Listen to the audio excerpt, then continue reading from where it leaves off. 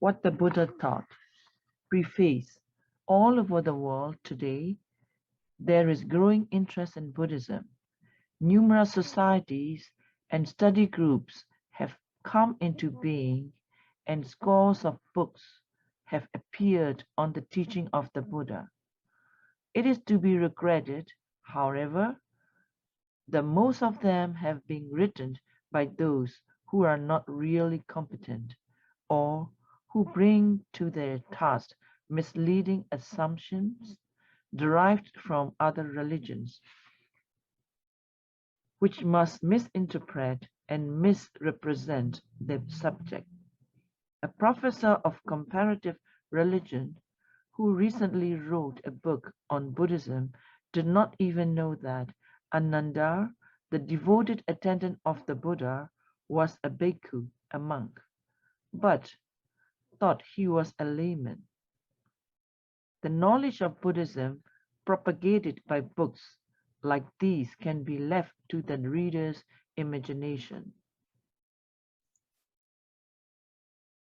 I have tried in this little book to address myself, first of all, to the educated and intelligent general reader, uninstructed in the subject, who would like to know what the Buddha actually taught.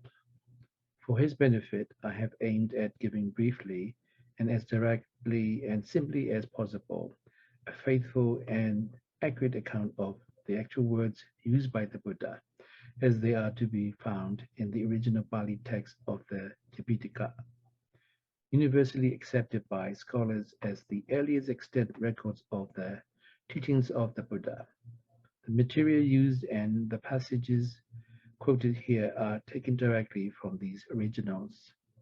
In a few places, I have referred to some later works too.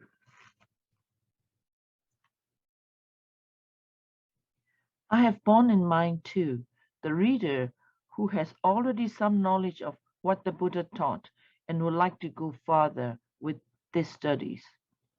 I have therefore provided not only the Pali equivalents of most of the key words, but also references to the original text in footnotes and a select bibliography. The difficulties of my task have been manifold. Throughout, I have tried to steer a course between the unfamiliar and the popular, to give the English reader of the present day something which he could understand and appreciate without sacrificing anything of the matter and the form of the discourses of the Buddha.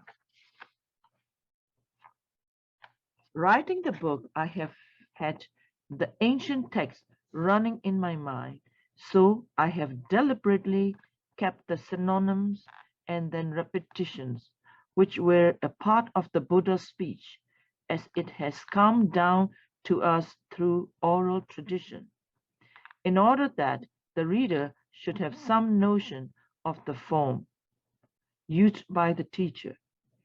I have kept as close as I could to the originals and have tried to make my translations easy and readable.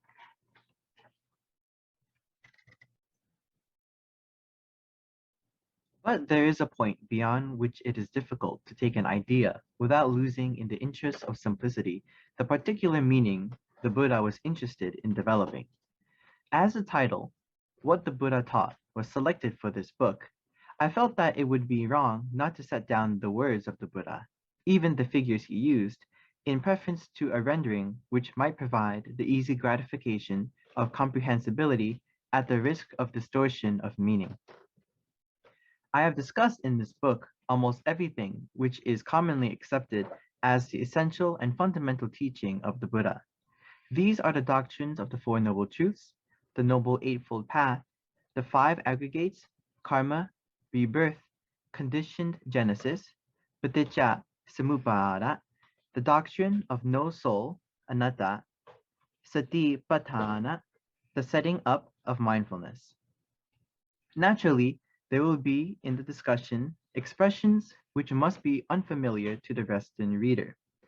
I would ask him, if he is interested, to take up on his first reading the opening chapter, then go on to chapters 5, 7, and 8, returning to chapters 2, 3, 4, and 6, when the general sense is clearer and more vivid. It would not be possible to write a book on the teaching of the Buddha without dealing with the subjects which Theravada and Mahayana Buddhism have accepted as fundamental in his system of thought. The term Theravada, Hinayana, or small vehicle, is no longer used in infirm circles. Could be translated as the school of the elders, Theras, and Mahayanas as great vehicle. They are used of the two main forms of Buddhism known in the world today. Theravada, which is regarded as the original orthodox Buddhism, is followed in Ceylon, Burma, Thailand, Cambodia, Laos, and Chittagong in East Pakistan.